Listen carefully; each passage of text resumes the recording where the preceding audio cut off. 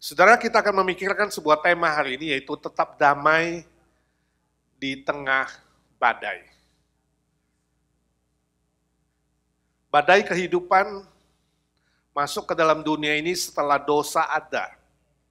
Dan dosa menyebabkan ada bencana, ada kesusahan, ada sakit penyakit, ada krisis, ada kejahatan, ada bencana alam, ada peperangan, ada perpisahan dan kematian. Itu sebabnya janganlah berharap bahwa di bumi ini kita bisa bebas dari penderitaan dan kesusahan. Jangan berharap bahwa di bumi ini kita bisa bebas dari bencana dan kesusahan dan penderitaan.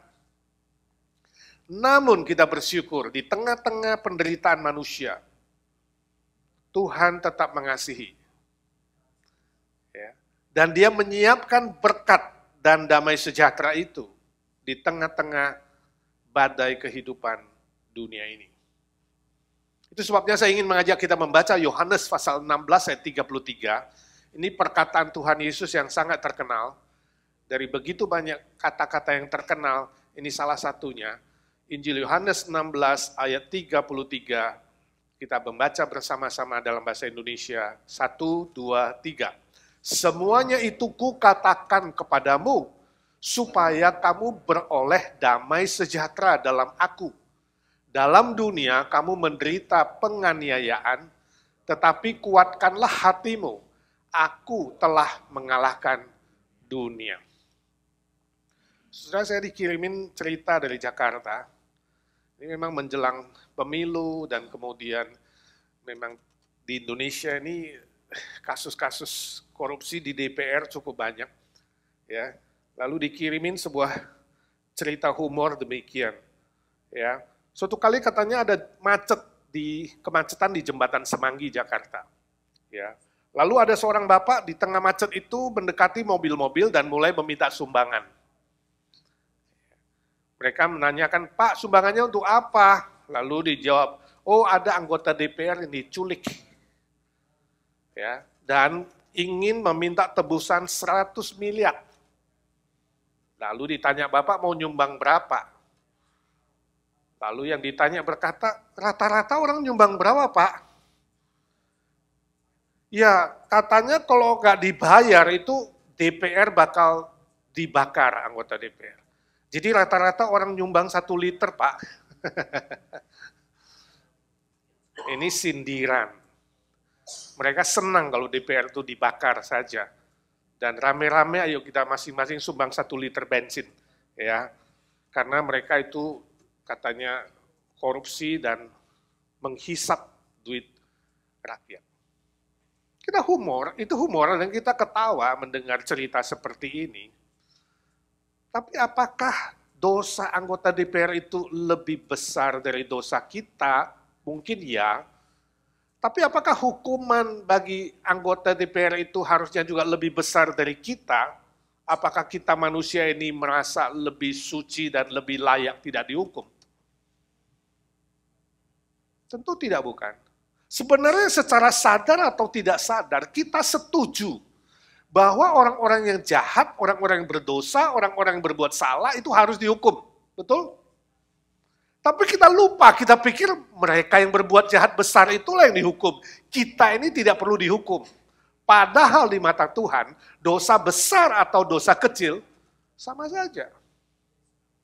Dosa besar atau dosa kecil harus menghadapi hukuman keadilan Tuhan. Itu yang dikatakan di dalam Roma pasal 6 ayat 23. Upah dosa adalah maut. Upah dosa adalah maut, baik itu dosa besar, baik itu dosa kecil, ujungnya adalah maut.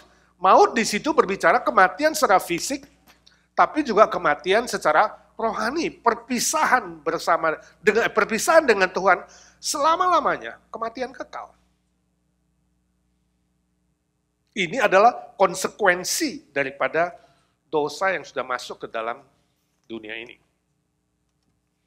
Ada cerita suatu hari seorang nenek katanya ikut cruise. Ciolin suka ikut cruise sama Pak Indra. Suatu hari seorang nenek ikut cruise, dan entah gak sengaja dia berdiri di pinggir kapal di dek itu, dia jatuh, masuk ke laut. Waduh, orang-orang kaget dan berteriak. Ya. Lalu si kakek pada saat yang sama ikut loncat. Menolong si nenek. Padahal sama-sama udah tua, mungkin 80, 90. Wah, ini petugas mau terjun jadi gak jadi. Wah, hebat sekali nih kakeknya ya. Semua tepuk tangan, si kakek menolong. Si nenek dan keduanya ditarik oleh petugas ke atas. Dan hari itu kakek ditepukin, disorakin oleh seluruh penumpang kapal. Pahlawan yang hebat. Dan kapten ingin menghadiahkan dia sebuah award, hadiah. Ya, pahlawan terberani, padahal usianya sudah hampir 90 kali. Sebelum dikasih award, sang kakek bilang, tunggu sebentar, saya mau tanya satu pertanyaan. Tadi siapa yang dorong saya? Rupanya itu bukan kekasih dia dorong, mau gak mau ya dia ikut terjun ke laut. Cerita humor saja. Saudara, ini menggambarkan ilustrasi dari kehidupan di dunia ini. Saudara dan saya tidak merencana untuk lahir ke dunia ini. Kita seperti didorong. Tahu-tahu sudah ada di dalam rahim mama, dan tiba waktunya ada yang dorong kita keluar ke dalam dunia ini. Kita lahir. Mungkin kalau mau pilih, kita nggak pilih ke dunia ini, betul nggak? Karena penuh dengan penderitaan. Penuh dengan kesusahan. Penuh dengan bencana. Siapa yang mau ke dunia yang sedemikian? Tapi nggak bisa tidak. Sebab apa? Sebab kita didorong. Tidak heran ada pepatah Chinese mengatakan, ketika kamu lahir ke dunia ini, kamu menangis. Sebab kamu gak suka. Dunia penuh dengan penderitaan, bayi seolah-olah tahu bahwa dunia ini susah, ada bencana, ada penderitaan, saya gak mau ke sini, dia nangis. Tapi orang-orang sekitarnya ketawa. Sebab apa? Mereka dapat satu teman untuk menderita sama-sama. Mereka ketawa. Ada tambahan satu teman nih. Lalu pepatah Chinese itu melanjutkan, hiduplah dengan bijaksana di dunia ini, supaya waktu kamu mati, kamu ketawa, tapi semua orang menangis. Sebab waktu kamu mati, engkau mendapatkan kebahagiaan yang sejati. Kamu tahu kemana kamu pergi, kamu tertawa. Tapi orang-orang sekitarmu menangis sebab mereka kehilangan seorang yang baik, seorang yang benar, seorang yang bijaksana. Saudara, inilah yang saya sebut dengan damai di tengah penderitaan. Damai di tengah derita. Di tengah-tengah adanya penderitaan, kesusahan, dan bencana di bumi ini. Yesus menawarkan sebuah berkat yang istimewa.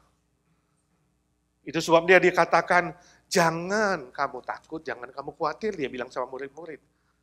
Walaupun di dunia penuh penganiayaan, di dalam aku ada damai sejahtera. Ini harapan. Ini anugerah, ini berkat yang melampaui pikiran manusia, yang melampaui perasaan manusia, yang tak pernah terpikirkan. Itu yang diberikan oleh Tuhan. Saya sebut dengan anugerah.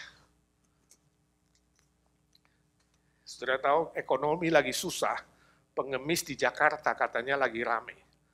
Sebab usaha pengemis di Jakarta hasilnya lebih tinggi dari seorang pegawai bank. Begini ceritanya. Para pengemis ada di lampu merah. Ya, lampu merah minta uang. Lampu merah itu sekali nyala 2 menit. Dan pengemis itu mendatangi mobil. Setiap mobil 5-7 detik. Masing-masing mobil kasih antara 500 sampai 1000 mungkin. Katakanlah hanya 500. Maka totalnya adalah 8.500. Nah, setiap menit merah lagi, jadi kalau rata-rata pengemis kerja 8 jam, itu sama dengan 96 kali merah. 96 kali merah itu dikali 8.500 rupiah, hasilnya adalah 816.000 satu hari. Jadi total sebulan kalau mereka kerja 26 hari, artinya hari Minggu tetap ke gereja. Ya dong, jangan bolos dong. maka dapat 21.216.000. Itu kalau didolarkan 1.768 dolar per bulan, kerja 26 hari, pengemis. Gak pakai sekolah, gak pakai gelar, ya, gak potong pajak.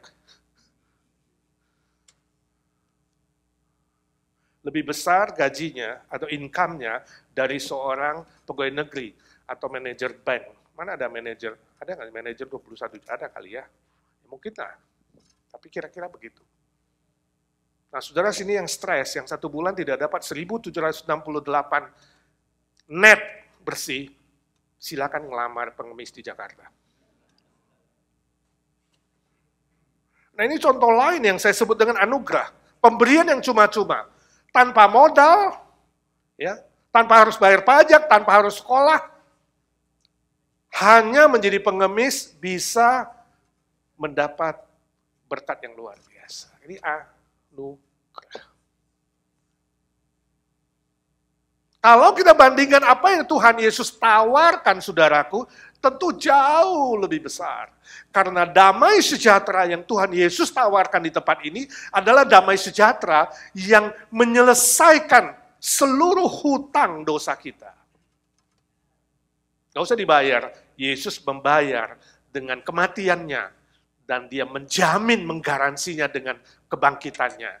Itu sebabnya hari ini kita rayakan perjamuan kudus. Dan setiap bulan kita merayakan itu mengingat betapa besar anugerah dan kasih Tuhan yang melampaui pikiran kita dan perasaan kita. Ini yang disebut Injil. Injil artinya kabar baik. Kabar baik ini bukan kabar yang bersifat materi, jasmani seperti orang dapat lotre atau dapat uang yang banyak. Tetapi kabar baik ini adalah kabar keselamatan yang sejati. Yang melunasi seluruh hutang dosa kita dan memastikan kita bahwa selesai dari dunia yang penuh penderitaan ini, kita memiliki jaminan yang pasti masuk ke surga yang mulia. Itu adalah kabar baik. Damai sejahtera yang sesungguhnya. Tadi di ayatnya indah sekali ada sebuah kata yang berkata supaya. Ya. Ada istilah supaya di situ. Semua itu kukatakan kepadamu setelah Tuhan Yesus jelaskan kepada murid-murid. Lalu dia lanjutkan dengan supaya. Saya ingin saudara memegang kata ini penting sekali kalau membaca Alkitab. Bertemu dengan supaya berarti apa? Ada tujuannya. Supaya apa? Setelah Yesus jelaskan kepada murid-murid soal penderitaan dan kesusahan, dia bilang supaya kamu beroleh damai sejahtera dalam aku. Itu tujuan hidup di dunia ini.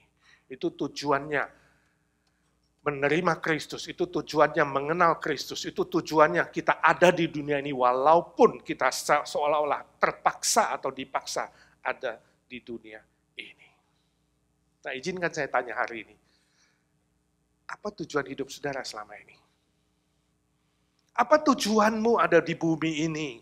Apa cita-citamu, apa keinginanmu yang paling besar? Jadi lebih kaya, jadi lebih pintar, jadi lebih cakap, jadi lebih terhormat, tersohor, terkenal, jadi orang yang paling top, di atas semua orang yang lain. Apa cita-citamu? Apa tujuan hidupmu? Saudaraku ingat, apapun cita-citamu dan tujuanmu, jika tanpa damai sejahtera Kristus, itu tidak ada nilainya. Itu sia-sia.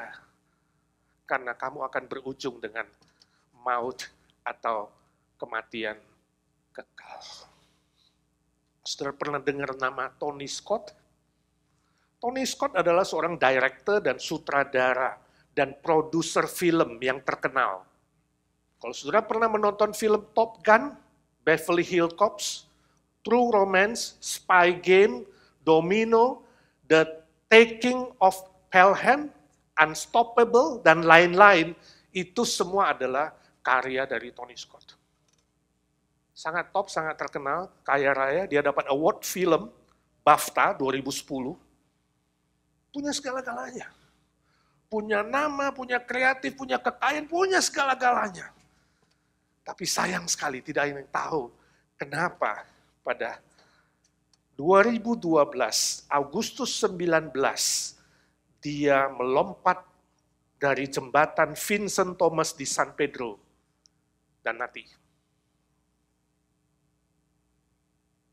Meninggalkan satu orang istri, itu istri ketiga, dan sepasang anak kembar yang cakep-cakep. Sampai hari ini saya bicara, tidak ada yang tahu. Kenapa? Sebab dia tidak bicara. Kenapa dia berhenti mobilnya di jembatan dan dia lompat? Gak ada yang tahu. Sangat-sangat menyedihkan, mengenaskan. Ya. Yang pasti, gak ada yang tahu kenapa, tapi yang pasti, Tony Scott adalah seorang yang punya segala-galanya yang bisa kamu sebut. Istri, anak, rumah, kekayaan, kesohoran, keterkenalan. Semua yang dicita-citakan manusia, Tony Scott punya. Hanya satu dia tidak punya. Damai sejahtera dari Kristus. Ingat baik-baik, apapun cita-citamu di dunia ini, tanpa damai sejahtera Kristus, ujungnya adalah sia-sia dan kebinasaan. Iblis sangat licik, saudaraku, sangat pintar. Dia akan dengan segala macam cara menarik, menggoda, mencoba, menguji, menawarkan, melakukan apa saja. Dia ingin membawa manusia dan mengajak manusia mati tanpa damai sejahtera Kristus. Jangan sampai saudara terjebak. Jangan sampai saudara menyesal jika saudara belum memiliki damai yang sejati itu. Hari ini ambil keputusan. Hari ini perbaharui imanmu. Saya tidak tahu bagaimana hidup saudara.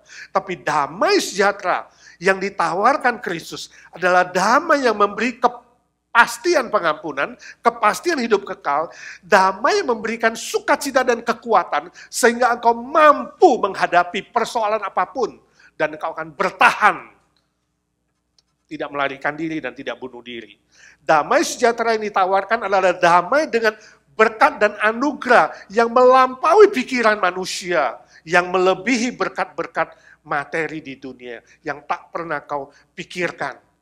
Dan damai sejahtera yang diberikan Kristus akan menolong saudara dengan kasih dan kuasa Kristus, yang disebut dengan energi Kristus. Sehingga apapun yang kau alami, ujungnya adalah kebaikan.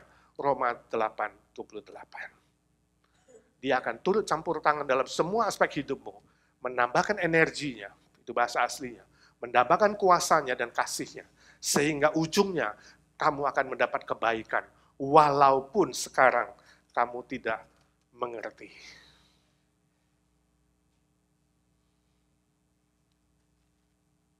Saya punya seorang teman di Jakarta.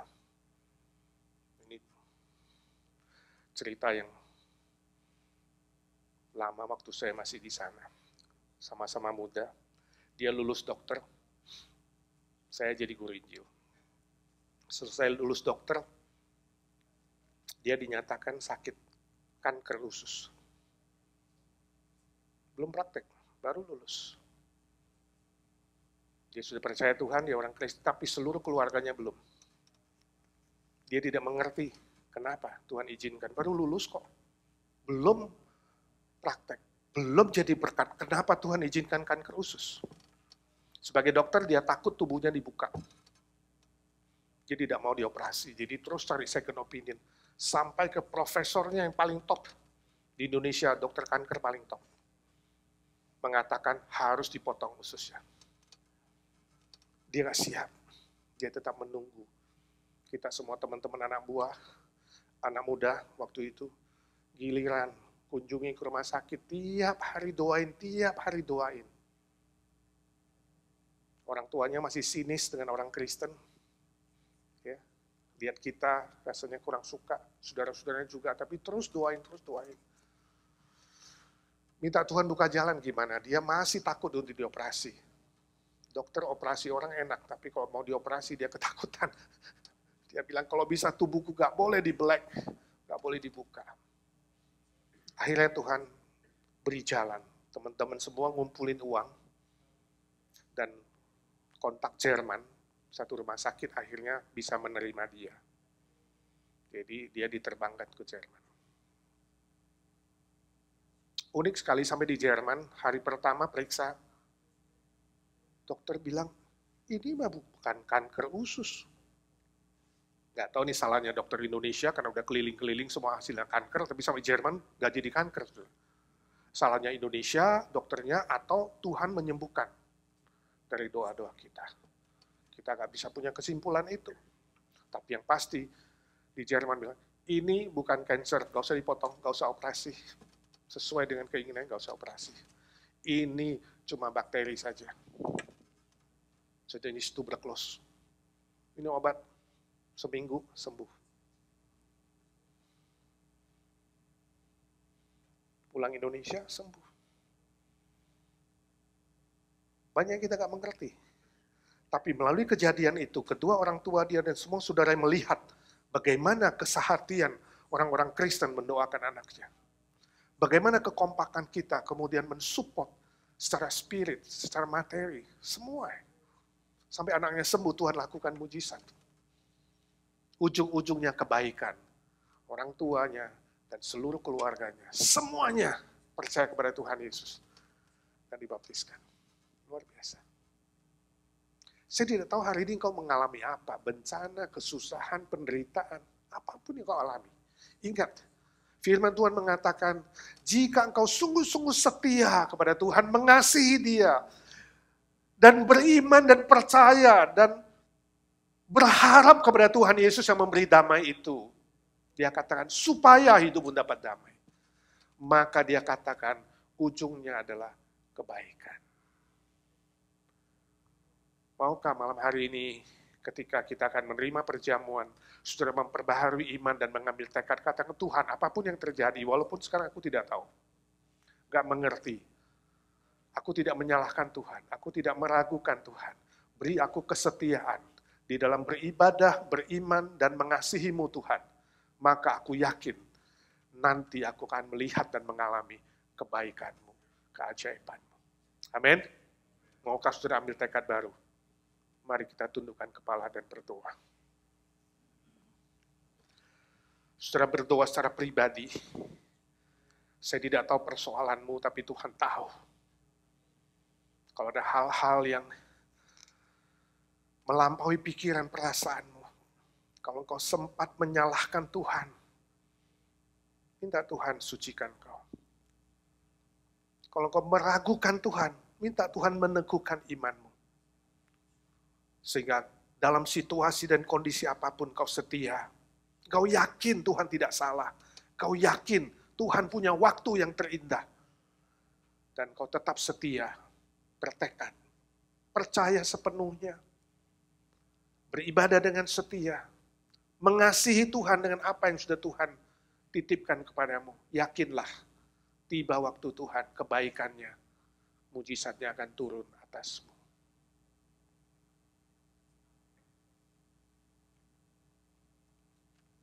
Ya Tuhan Yesus, suara hamba-Mu sudah berhenti. Hamba berdoa bagi semua yang hadir hari ini dengan pergumulan masing-masing. Tuhan yang tahu, hamba tidak tahu. Kiranya ya Tuhan, Kau sendiri yang menurunkan belas kasihan-Mu. Mencurahkan damai sejahtera sorgawi itu. Damai sejahtera yang mengampuni dosa, yang memberi hidup kekal. Yang memberi kekuatan sorgawi untuk menanggung segala perkara. Yang memberikan kepastian, pemeliharaan Tuhan dan kebaikan Tuhan bagi setiap orang yang sungguh-sungguh beriman dan mengasihi Tuhan. Terima kasih Tuhan, terima kasih untuk kasih setia-Mu.